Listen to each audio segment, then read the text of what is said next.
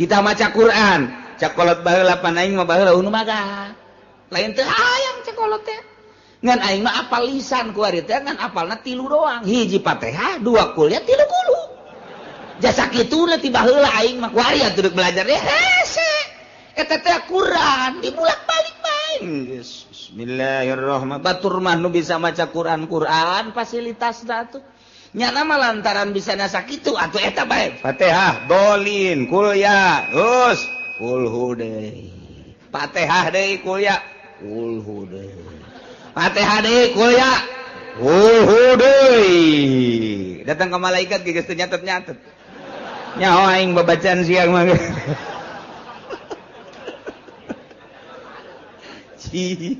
atuh kos kitu bae eta ulah jadi ulah risi ku sebab teu bisa maca Quran aja leup teu baca eta Quran eta geus bae kulhu bae geus kulhu bae dieu kulhu kaluar kulhu di jero kulhu peuting kulhu barang kulhu bae emang bisana eta doang eta teh Quran jadi atakah pan urang mun maca kulhu 100.000 haram ka neraka Masya Allah 100.000 baca bae kulhu bismillahirrahmanirrahim 70.000 cek sakawal mah dia sih 100.000 kan kurang baca kulhu coba eta aya keneh waktu jang aki-aki mah jeung nini lah aing mah mendingan diharamkeun bae ka surga ka neraka maca kulhu bae tas beres 100.000 pae nya geus bae boga atakah nah di ayat Bismillahirrahmanirrahim bandingkeun maham ilmu jeung salat sunah masih luhuran keneh maham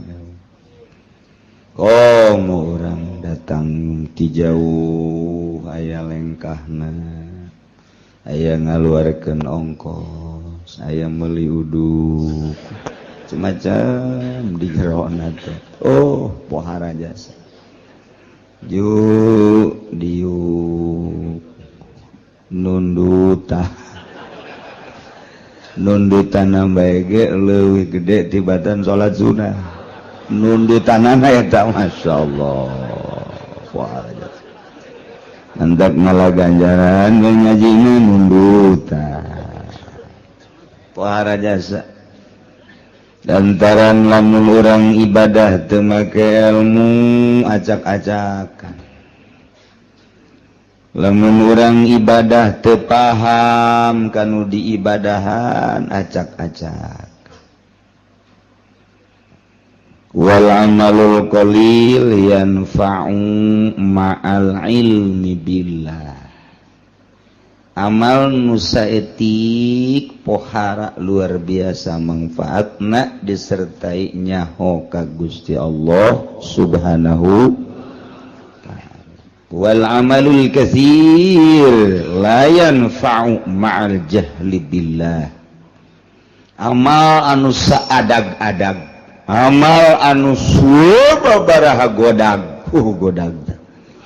loba-lobana tapi bodoh ka Allah teu manfaat seetik-etik aja teu puguh atuh ibadah bari teu nyaho ka Gusti Allah mah mun teu nyaho ka Gusti Allah ke ibadahna salat bae ngahareupna teu puguh babacaanana diganti ku make bahasa Indonesia bisi teu ngartieun meureun Allah teh pan bolon eta kos kitu teu ngarti ka Allah mah acak-acakan ibadah teh ditarjamah Fatihah teh dina salat teh geus teu kudu make Fatihah Allahu akbar nage urang bahasa Melayu mah Allah yang maha agung atuh bahasa Jawa mah meureunna Allah maha terus kabeh ditu da gitu itu tengarti ka Allah mah kos kitu mentak 2 rakaat jelema nu paham ka Allah nu ngarti ka Allah salat dengan 2 rakaat berbanding 1000 rakaat jeung nu teu ngarti ka Allah masih ke dibandingkeun jeung 1000 rakaat beratan nu 2 rakaat tuh coba bayangkeun maca la ilaha illallah anu paham ka Gusti Allah komo geus datang ka hakikat mah hiji la ilaha illallah wali nu geus paham ka Gusti Allah dibandingkeun mun ditimbang jeung la ilaha illallah ratusan ribu nu teu paham ka Allah beratan keneh la ilaha illallah hiji dibandingkeun ratusan ribu bahkan jutaan. Mantak la ilaha illallah urang mah teu bisa diajak perang. La ilaha illallah teh lamun aya jauh Ambon we muludan amplopna gede. La ilaha illallah na ge embat. Kitu mah la ilaha illallah anu bebeneran tengah peuting. Nu kos kitu mah eueuh cauan. Ta eta la ilaha illallah teh bisa ngabanding urang tek ngadoakeun hiji jelema make la ilaha illallah hiji nu paham ka Allah jeung nu berjamaah ratusan ribu jelema hebatan nu hiji lantaran hiji ieu mah ngarti ka Gusti Allah ta ieu urang ngaji teh hayang ngarti ka Gusti Allah subhanahu wa ta'ala dibandingkeun jeung salat sunah ieu gedean keneh ngaji malah aya nu can salat subuh ngaji bae lah pokona heula aduh cek anu keur dieu ke ziar aing gitu teh salat subuh kamu bau bentek tuh salat subuh insyaallah karim tuh gitu jadi urang ieu per minggu na urang ngaji teh hayang wauh jeung Gusti Allah subhanahu wa ta'ala bentukna engke mun geus wauh ka Allah moal hayang ngridit eta geus wauh ta ka Allah tah lamun nu ngridit can wauh ta ka Allah teh masih kena jauh jeung Gusti Allah jauh teh cenah pugu kiai na ge imam jauh tah maka jeung rukun mun ngridit keneh can wauh ka Allah lamun masih keneh beuki nonton TV eta ge can wauh ka Gusti Allah mangganing di imah TV ambalawah ta eta can wauh ka Allah mun geus wauh ka Allah mah teu hayangeun nonton TV teh kecuali nu manfaatna berita-berita informasi anu memang kitu penting baik politik maupun ekonomi nah eta can wauh ta ka Gusti Allah nu kos itu ngaran lamun jelema keur di kantor jelema keur di ladang jelema keur di toko di pasar ngadenge suara azan nyana hare-hare bae can wauh ta jeung Allah ta jelema barang ditempo teh ku urang di Cikupa loba anu teu wauh di Cikupa mah loba anu teu wauh wayah asar ka Citra wayah maghrib di jalan kene datang ka imah parawiyeng Isa jupake nonton TV eta di Cikupa teh karita Ambalaya ka unggal kecamatan Kasepatan mau nuntut ya pasar Kemis doang teu kaliwat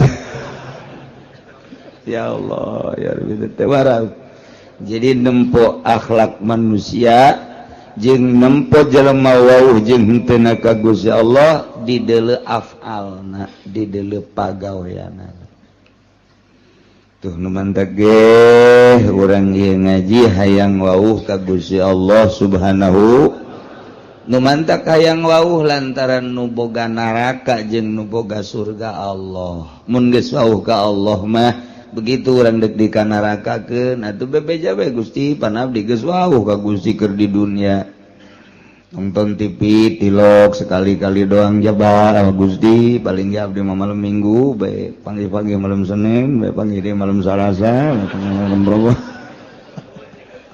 terus-terusan bebe jaga Gusti Allah Gusti panyabi kudu dikanaragakeun ban abdi teh wauh ka Gusti ciri wauhna ban abdi teh embung ridit embung mabok embung zina eta teh abdi nu mantak embung wauh ka Gusti cak Gusti ulah abdi pan henteu pencak Gusti salat abdi salat, pencak Gusti puasa abdi puasa, berarti abdi wauh ka Gusti. Adapun soal kurang khusyuk mah tuh hampur bae Gusti. Oh teu kitu tah. Oh cek Gusti jalan coba padahal banget sih adalah barang di dalam teh. Oh bener ada herang saya tiga banget.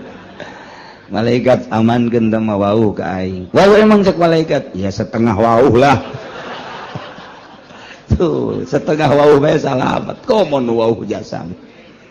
Masya Allah, nu mantak libetkeun diri urang, wauhkeun diri urang, angsongkeun diri urang ka pangajian, wangsongkeun diri urang ka jelema-jelema nu wauh ka Gusti Allah Subhanahu wa taala. Wauhna urang jeung jelema nu wauh ka Gusti pasti diajak ka Gusti. Lamun urang wauhna ka jelema nu paham ekonomi diajak berekonomi, urang wauhna jeung jelema nu paham politik diajak berpolitik, urang wauhna jeung jelema jeung tukang ngabohong pasti urang milu bae tah ngabohong. Geus mun wauhna urang jeung jelema nu wauh ka Gusti Allah, nu paham ka Gusti Allah pasti diajakna ka Gusti Allah Subhanahu wa ta'ala. Wauhkeun diri urang ka Allah, babari wauh ka Allah. Dia cek Kanjeng Nabi ti Gusti keneh man arafa nafsah arafa rabbah. Sajelema anu nyaho ka dirina bakal nyaho ka pangeran. Nyaho ka diri urang, urang nyaho ka pangeran. Saha diri urang teh makhluk, berarti nyaho pangeran teh khaliq. Saha diri urang mah butuh dahar, berarti khaliq mah teu butuh dahar. Sebab Allah mah mukhalafah lil hawadis, nyaho ka diri urang bakal nyaho ka Gusti Allah. Carana bertauhid coba gerak tibimiti wujud kidam bako mukhalafatus kabelah dituna terus urang bersyariat bertauhid berangkat timimiti aqwal datang ke ahwal urang engke wauh jeung Gusti Allah. Moal bisa lamun eueuh nu nuduh geus kudu dituduh-tuduh. Nah iyalah urang ngaji per minggu ieu teh dituduhkeun supaya wauh ka Gusti Allah Subhanahu wa taala. Tadina urang ngaji ka Cilongok can wauh ka Gusti Allah sorangan bae. Barang geus wauh mah jeung Gusti Allah aya jelema nu milu diajak ku urang tah wauh tah ganjaran berarti Allah ridhoeun mun urang ngabonceng. Kabeneran nu dibonceng na jahe. Lain ridho menang godog dungdungna. Masya Allah. Urang wae dulur nyegat teh diteureun, babaturan nyegat teureun, giliran bae bangsa konde. Heureun, lain urang teh diajak malah mah, teu daekeun dipaksa. Soraka malulu. Ya Allah, ya Rabbi, wauhkeun diri urang ka Allah, abeh manteng ibadah ka Gusti Allah, mun geus manteng nikmat geura. Salat teh moal karasa. Moal karasa sedekah ge moal aya hook lantaran sedekah teh nu dideuluna makna daripada sedekah. Urang mah hitung-hitungan boga duit 100.000 sedekah ka fakir miskin 10.000 masih dihitung-hitung keneh. Aduh, kurang ya 90.000. Jadi kurang 10.000 hese neanganana mangkaning eta. Urang mah pabelit jeung kos kitu bae tapi lamun tek mah ningali ganjaran 10.000 dititipkeun berarti pakai meuli sorga. Naon hartina duit 10.000 lamun dibandingkeun jeung sorga Allah. Tah lamun nu kadeuleuna sorga nu kadeuleuna bidadari tuh digerokeun deui pake mesin. Kadieu sia. Kunaon? Ye kabeh ye. Urang lain kadieu sia, kunaon? 5.000 bae. Dicokot deui kembalian tah. Amo sodako make kembali teh kira-kira.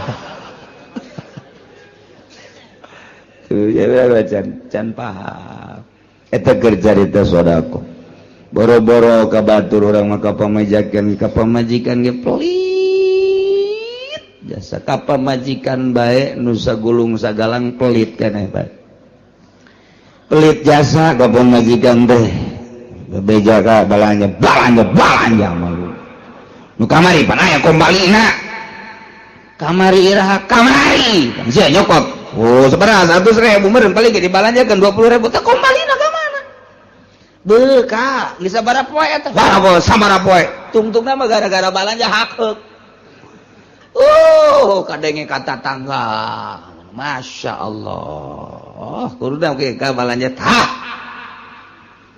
balanja deh tah balanja deh kak beuh lain ya Masya Allah taya orang belajar nu dideleuna ulah terlalu duniawi tapi nu dideleuna ukhrawi bakal harampang kabeh nikmat belajar kos kitu teh kudu belajar kudu belajar lah mun teu belajar mah tumal bisa naon kudu belajar ke geus belajar geus bisa jadi ahli geus ahli mah nikmat ahli sedekah ahli ngaji ahli salat ahli mun geus datang ka ahli mah nikmat naon moal datang ka ahli mun teu belajar heula geus belajar heula urang boga duit seureut ya 10.000 1.000 heh belajar boga duit seureut teh kali 20.000 2.000 heh ya. Pokoknya 100.000 ya, belajar 1.000 kali. Teu naik-naik. Belajar teu naik-naik. Guys, berarti lamun kelas teh mah kelas 1 bae. Teu naik-naik takos kitu teh eta, masyaallah. Urang teh hayang naik derajat urang, munggu Allah Subhanahu wa taala faktor mana, sektor mana urang nu bisa ieu. Urang mah kebenaran bogana tanaga pake naikeun derajat ka Gusti Allah. Urang mah ku Gusti Allah diberena teh dunia pake naikeun derajat ka Gusti Allah. Urang mah diberena ilmu ku Gusti Allah, ilmu pake naikeun derajat ka Gusti Allah. Allah mere fasilitas ka urang teh titah digunakeun buat naikeun derajat urang, henteu kudu jadi kiai bae, henteu kudu jadi pengusaha bae, naon fasilitas nu aya di diri urang akur bae. Akur bae pake naikeun derajat urang dibere dunia coba dunia pake naikeun derajat henteu urang dibere tanaga coba tanaga pake naikeun derajat henteu ka aing cak Allah ye pake teterekelan teh dibere ilmu dibere wawasan dibere ilmu politik dibere ilmu ekonomi dibere ilmu agama dibere ilmu budaya lain sebagainya pake naikeun derajat apa henteu ieu fasilitas ti Gusti Allah tinggal urang apa ongkos maca Quran, kita maca Quran, cakolot baheula pan aing mah baheula unu maga. Lain teu hayang cakolot teh. Ngan aing mah apal lisan ku ari teh ngan apalna 3 doang. Hiji Fatihah, 2 kuliah, 3 kulu. Jasa kituna ti baheula aing mah ku ari atuh belajar teh hese. Eta teh Quran dibulak-balik bae. Bismillahirrahmanirrahim. Batur mah nu bisa maca Quran fasilitasna atuh. Nya nama lantaran bisa nasa kitu atuh eta bae Fatihah dolin kulya geus kulhu deui Fatihah deui kulya kulhu deui Fatihah deui kulya kulhu deui datang ka malaikat geus teu nyatet-nyatet nyaho aing babacaan siang mah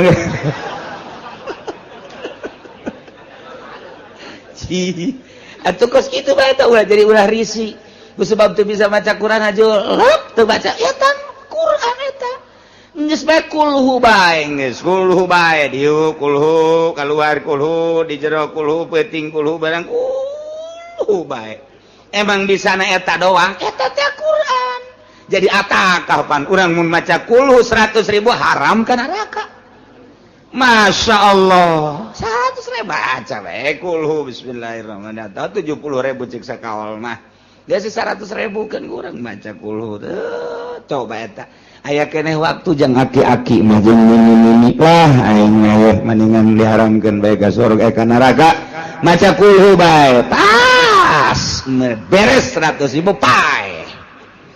pae nya geus bae boga atakah nah di akhirat begitu dipertimbangkeun deuk ka neraka Gusti abdi ngadenge pan di pangajian saha nu maca kulhu 100.000 pe cenah cak kiai pan kiai ge kangjeng nabi cak ti Gusti cenah haram ka neraka abdi dek demo lantaran teu bisa abdi mah abdi ngadenge ku ceuli abdi bose mah nundutan ya lap-lapan lah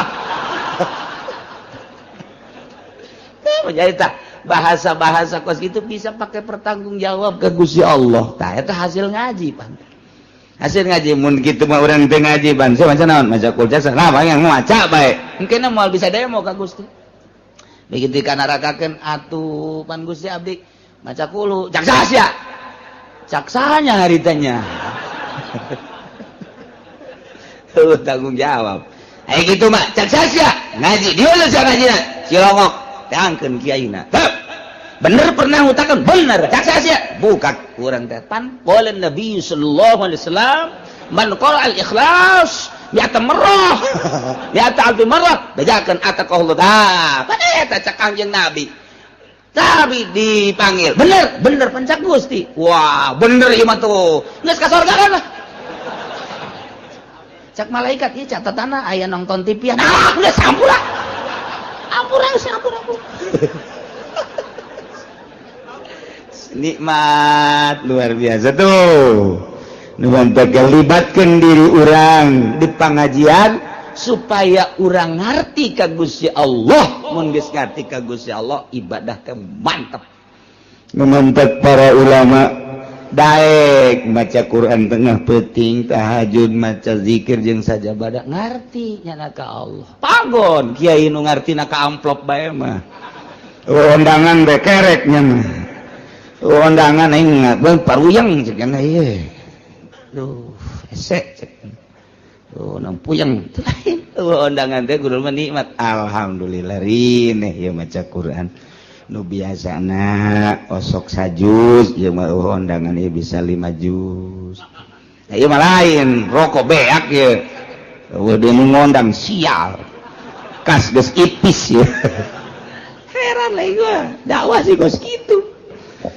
Masya Allah tah wauhkeun diri urang carana supaya urang wauh libatkeun di pangajian abeh urang ngarti kanu diibadahan ku urang sebab wal amalul qalil yanfa'u ma'al ilmi billah wal amalul katsir la yanfa'u ma'al jahli billah jadi jelema teu paham ka Gusti Allah jelema can wauh ka Gusti Allah salat deui maca Quran maca sholawat zikir terus bae dilawan ku bari diuk bae ku wali mah hebatan wali aya sia gara salat bae salat sia nu loba jutaan rakaat wali mah kerek diudangkeun dahar bismillahirrahmanirrahim tas dahar itu mah waduh keur tunjelan we salat wah jadi diudangkeun deui dahar dahar hebatan kana nu kerek tah eta tah bentak iblis teh di masjid begitu di masjid terjadi nyana begitu ka masjid terjadi deui tanya kunaon eta terjadi ka masjid iblis aduh di dinya aya nu keur sare tah nu keur sare sih beusi kahudangkeun nyana mun hudang waduh zikirna teu kawawa geus kena hees bae eta macaknya nanti itu pun sholat diantepkan sebabnya nama sholatnya di baturan kukula iya kula na asup ke jero hatena sholat deui sia yang kalem sia kuari mah sholat deui tuh eta mah nu hees nu kerek asal geus hudang bae bahaya lurah dicarekan kunya camat dicarekan geus kena hees bae nya namang takos kitu iblis ge teu kuatin kajian mengenai SB cuma dah eta tanda bahayana seorang manusia nu ngarti ka Allah bisa membabi buta teu pandang bulu saha jeung nya nama zikir bae ka Gusti Allah iyalah iblis waduh cek kena ieu mah bahaya mendingan kena hasan dak lolobana kiai mah harees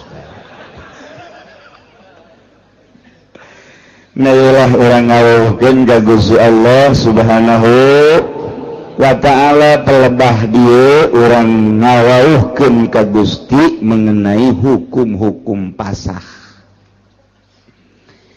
Sarwiti urang Cikupa kawin kaki Zaid urang pasar Kemis harita akad tikahna teh di mas kawinan ku 10 gram kabeneran begitu akad tikah mas kawina teh bebejana leungit berarti kuari dihutang cek walinaan katuka wazawatuka binti sarwiti bimahri 10 gram zahaban isya kontan apa hutang ceknya leungit di jalan berarti muajalan hutang 10 gram hutang mobil tuh nikah bimahri mazkur ajal kuring nerima nikah kanyi Zarwiti 10 gram hutang masalah di hutang tuh masalah sarua bae jadi barang geus kitu caritana dek disarean ku Ki Zaid cek Zarwiti kula mah moal wakas sare bareng lamun mas kawin can dibayar bos ya Sarwiti sosoreun lain sosoreun sebab mas kawin eta adalah gaganti bud'i bud'i teh bahasa Arab bahasa urang naon gaganti apem apem ge can kahartikeun gaganti surabi nu beulah nu aya cengkehan jerona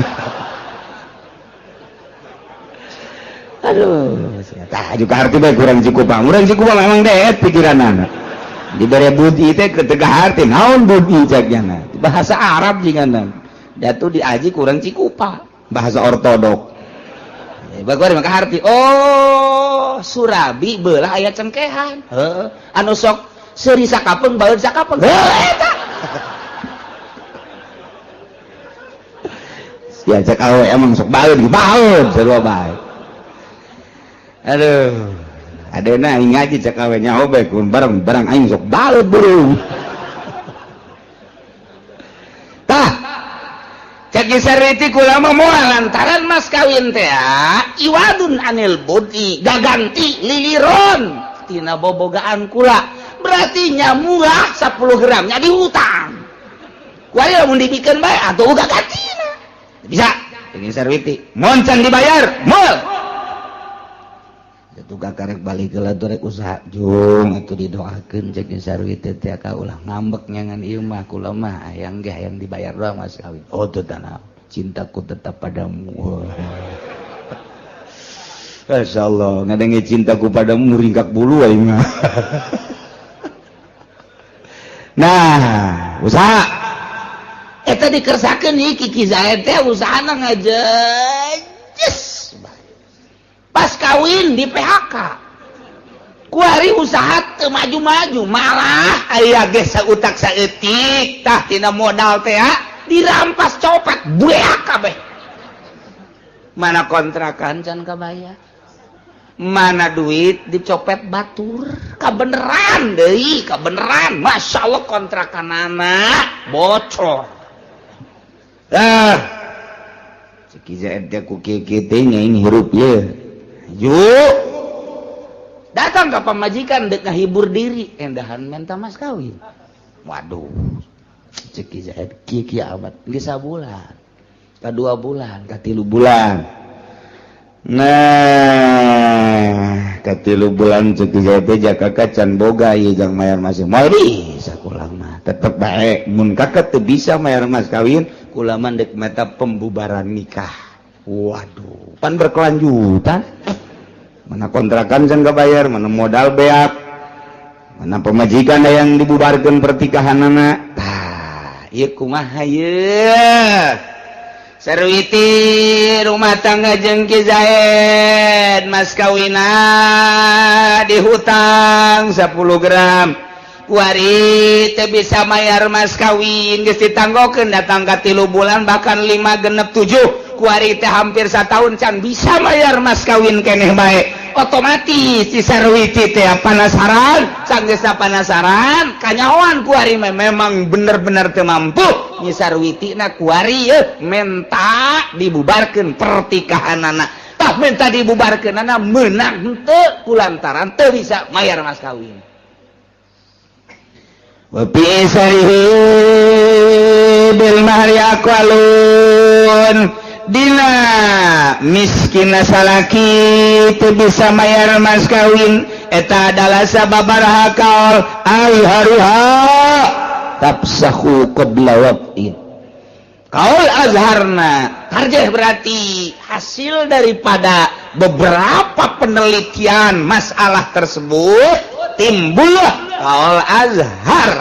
Nah ieu nurutkeun cek kaul azhar seorang istri bisa ngabubarkeun pertikahanana memet diwakti. Cara ngabubarkeunana wala tasqa hatta yathbuta inda qadin isaruhu teu meunang ngabubarkeun pertikahan yana teu aya jalan sarwiti ngabubarkeun pertikahan hingga tetep mungguh qadi kamiskinan Ki Zaid. Jadi laporan berarti Nyi Sarwiti teh urang Cikupa laporan ku ari KKUA Cikupa atau langsung ke kejaksaan. Pagi cek Nyi Sarwiti pagi keneng keras amat bendung kula ya greget hayang gegiraan diuruskeun. Tenang neng tenang, negara orang kan negara hukum. Bohong, negara hukum teh pada usero memboga hukum lagi kudu dihukum.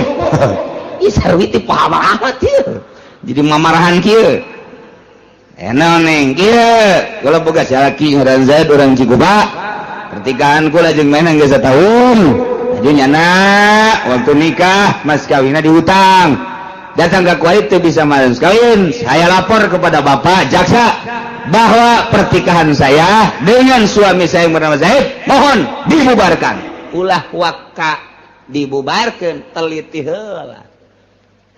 Panggil Zaid, mana alamat Zaid? Pasar Kemis. Pasar Kemisnya pasar Kemis mana? Pasar Kemis kota. Emang pasar Kemis kota? Ha kota deh pokoknya malah pasar.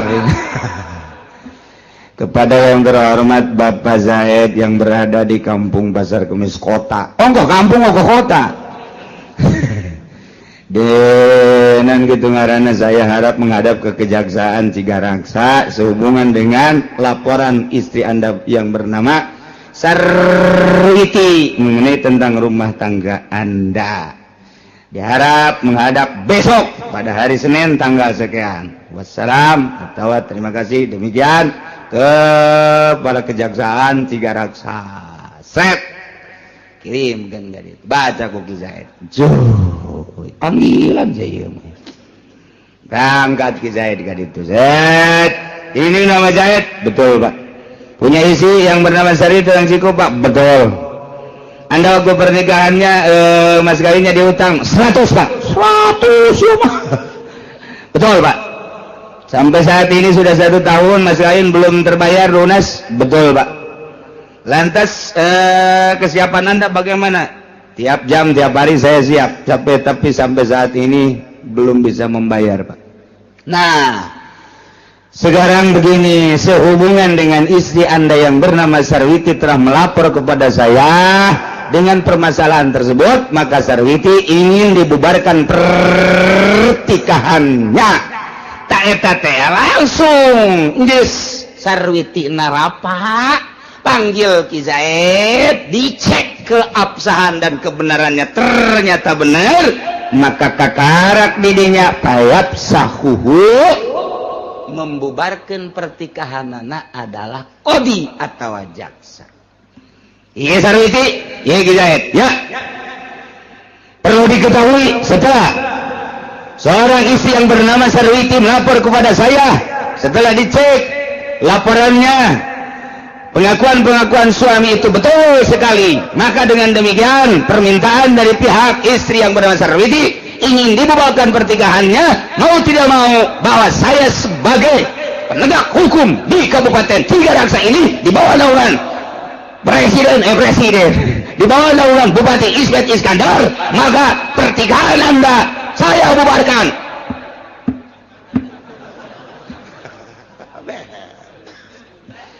balik serius ya kan itu balik idah geus sia 3 kali sucian beres cek saya moeng ngomong bobat jangan bogoh jasa 1 juta kali bogoh bohongan sia teu mampu bayar mas kawin balik sia minta ongkos tolong kain lain mere ongkos cak jasa minta ongkos papan anu berpunya hukum kula kaditu manya kudu leumpang ka pasar kemis sebelah sia an baku aku teh rakyat bapak ongkosan atuh pak ongkosan tah ongkosan ku aing teh pada duit teh 100.000 saya buka sepeda teh jangan aing ka ditu ojol ngaranna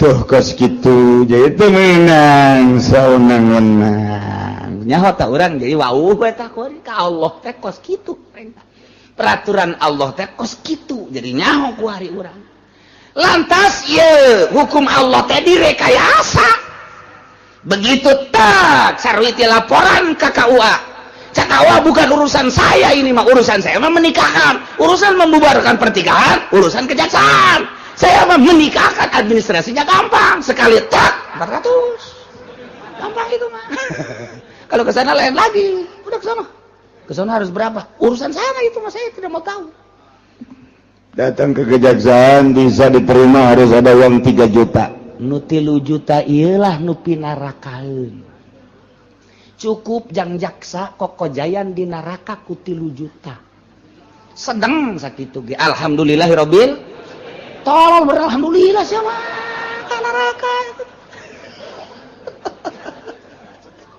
cukup sakitu kita sebab lain dek negakeun agama Allah berarti nyana endek meraup keuntungan dari hukum-hukum Allah nu kuduna ditegakkeun tapi dibuat lahan geura modar sia aing mah ngan ngabejaan doang bisi aing ke di sidang ku Gusti Allah ayo Ci bener sia ngayakeun pengajian bener pernah nyaritakeun bahwa uang eta teh haram aya saksina jaksa aja jaksana nyala nu nyokot duitna jadi nyala jadi saksi nyala nu nyokot duit sedang sakitu ge tuh lumayan dah mun teu pernah nyaritakeun bahaya kula mah sakadar nyaritakeun tama karasa kareuntut ka jero hate jaksa langgeng ku sia teu karaksa ngojari sia di neraka sakitu doang kula mah ngan ngabejakeun doang cak jaksa aing minggu hareup moal ngaji kaji itu sia aing mah teu ngajakan ngaji ka sia aing mah deuk nyampekeun hukum doang kiai cenah aing ke bagi 2 bae tolong bagi 2 aduh aing deuk disogok burung jaksa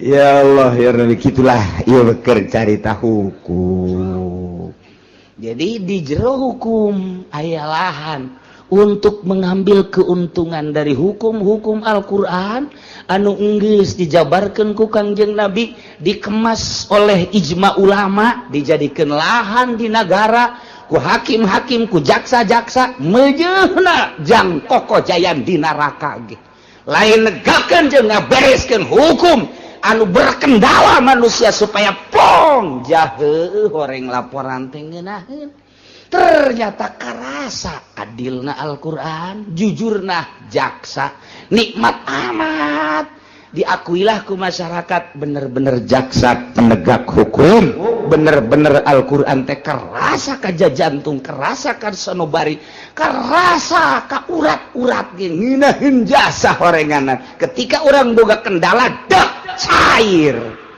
ieu mah kumaha laporan atuh ka ditu sangat mal bisa sia teh laporan teh aja jagana kudu 3 juta encan ongkos encan munduran jalan dapur emang ya jalan dapur bejana cenah jalan dapur mah aya eta eungapeun tah menghadapi seorang penegak hukum lantaran teu jujur jeung teu adil teh eungap luar biasa di zaman sahabat bajelema hilir mudik ke kejaksaan teh lantaran tanpa make modal nu matak ngeudaheun A disebutkeun A B disebutkeun B nikmat nu aya mudah-mudahan di negara urang balik deui ka negara baheula tentang penegakan hukum sehingga karasa ku urang keadilan jeung kejujuran negara urang anu dibawa ku para hakim jeung para jaksa di bawah naungan presiden-presiden terpilih mudah-mudahan seperti eta sehingga orang bisa ngarasakeun nikmat keadilan jeung kejujuran. Amin ya rabbal. Atawa anu ngabubarkeun pertikahanana teh ieu adalah izin daripada jaksa lantaran ketua atawa kepala teu bisa ngahukuman ku lantaran sibuk, maka aya wakilna anu diizinan ku kepala ketika kepala tidak bisa melaksanakan itu pemutusan hukum, maka nu diizinan untuk memutuskan hukum ialah wakil atau naib daripada penegak hukum nu diizinan ku kepala. Nah silahkeun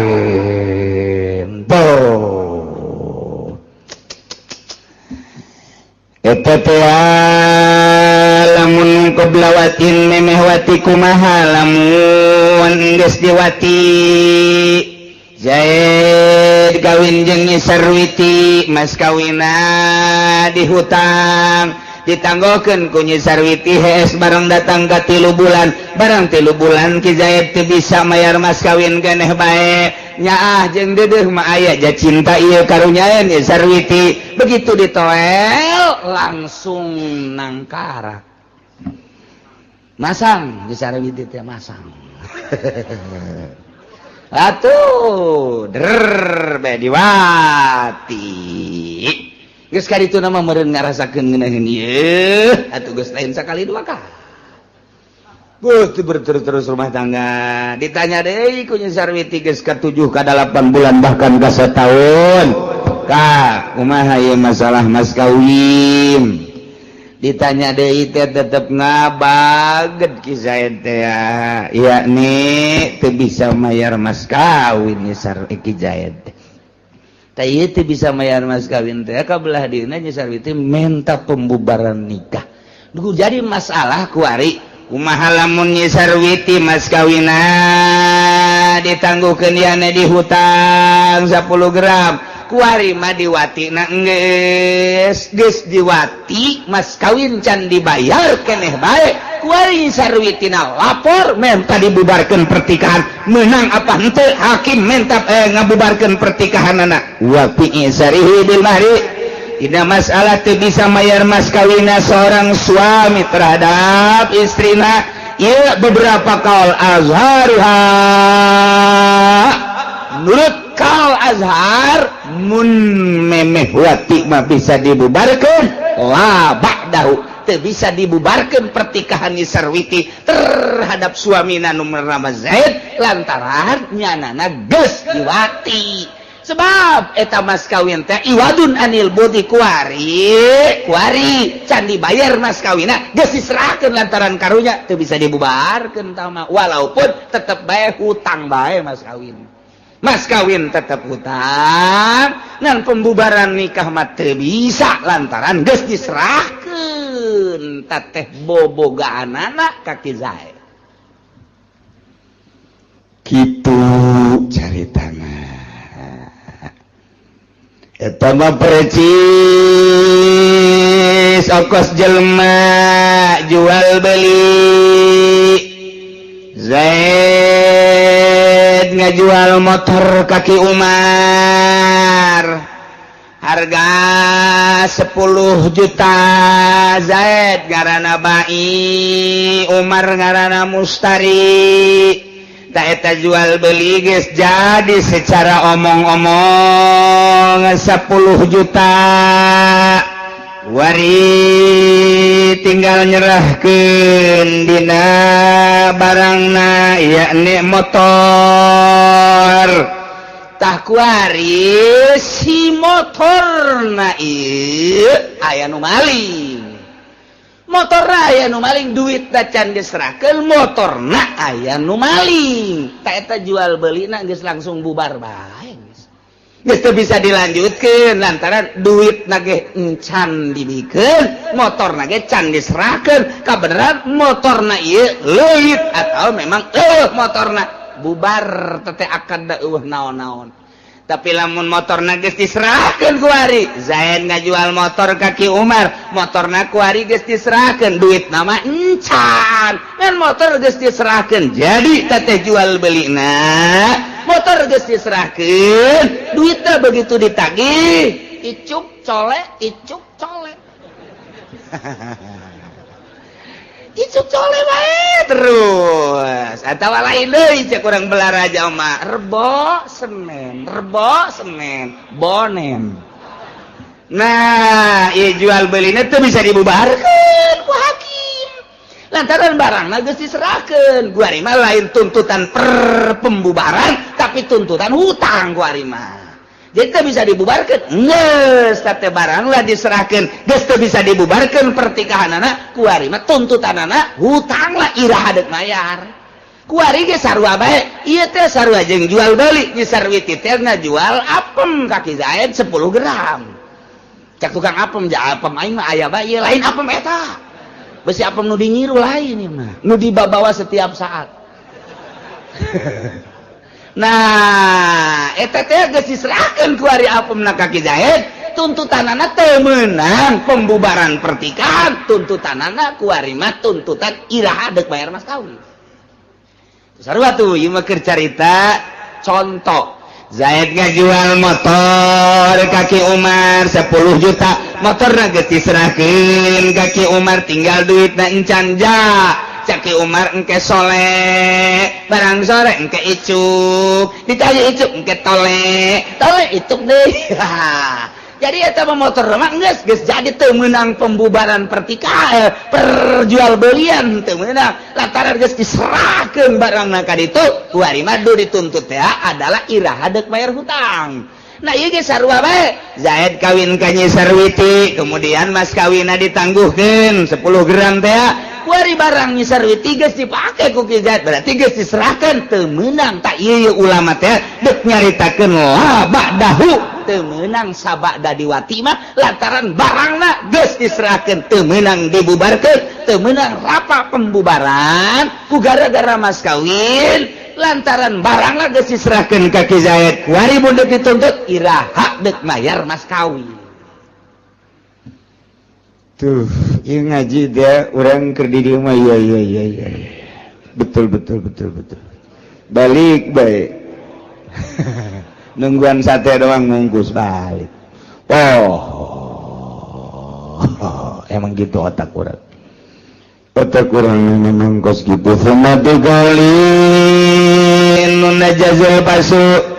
Tuluy nuritkeun sekaol mah dilestarikeun ieu pembubaran pernikahan harita keneh hakim menerima laporan Sarwiti tentang pertikahanana nu ditangguhkeun mas kawinna bari barangna barang Nyi Sarwiti can diserahkeun masih gres keneh gres keneh teu ngarti urang ketos aya gres naon sesegna pokoknya gres bacan kagores-gores masih orsinil kene nah tanya Ki Zaidna bener can pernah ditoel-toel acan bungin asal ditoel ngajimpret syaratna mas kawin kudu dibayar heula lantaran geus akurat ieu mah ti dua belah pihak dalam rangka pemutusan hukum menurut cek sakaol yujazul pasku lastarikan luluskan harita keneh begitu geus dicek kebenaran anak bubarkan pertikahan anak tapi wal azhar imhaluhu salasata ayyam cekaol azhar mah tangguhkeun sampai 3 hari Sarwiti ya Bapak terima laporan saudara dan setelah dicek kebenaran Ki Zaid pengakuannya betul setelah 1 tahun ini dia tidak mampu untuk membayar mas kawin dengan demikian Bapak tangguhkan dulu sampai 3 hari. Hari apa sekarang? Hari apa Pak? Sekarang Senin. Berarti pembubarannya Senin, Selasa, Rabu, Kamis silahkan untuk dibubarkan. Maka walahal tasku sabihatar rabi menang ka awewe ngabubarkeun pertikahan anak subuh poean kaopat. Gas ditangguhkeun ku hakim 3 poe Senin, Selasa, Rabu, Kamis subuh isuk-isuk geus bisa ngabubarkeun pertikahan. Begitu dak dibubarkeun pertikahan poean kaopat col Ki Zaid. Assalamualaikum. Waalaikumsalam. Pan tegar amat Ka Zaid. Kaluarkeun gunjana. Naon eta? Mas kawin. Nu bener ka ieu besi barlen dong. Timbang Gusti ka ditu. Kakak geus teu kuat jasa ieu. Geus teu make calana ieu kakak ieu. Aduh, oplo jasa Ki Zaid dah. Kayak kula nungguan aja, ieu mah di Cikupa ieu aya toko emas tadinya. Silakan. Datang ke toko emas. Pak, ini Mas Asia apa bukan? Sini. Kotek. Ya, betul. Mas Asia. Timbang. Begitu ditimbang, tak betul 10 gram. Serinya Sarwiti. Wih Sarwiti di toko emas kene geus morosotkeun calana. Geus dijingjing calana teh. Naik ojek cek tukang ojek ieu bau naon ya cenah. Cenah kiai macem-macem emang kitu pugu. Datang ka imah. Waalaikumsalam. Eta naon Sarwiti? Sempak. Pan ku sia ibu gawe siap tempur. Lalu mentakila yusalliman apa kau tahu kecuali Ki Zaid poean kaopat masrahkeun apakah yakni masrahkeun mas kawina teu meunang ieu Sarwiti ngabubarkeun pertikahan lantaran Ki Zaid mampuan begitu ditangguhkeun 3 poe kaopat poena mayar mas kawina. Salamet kabeh wallahu alam.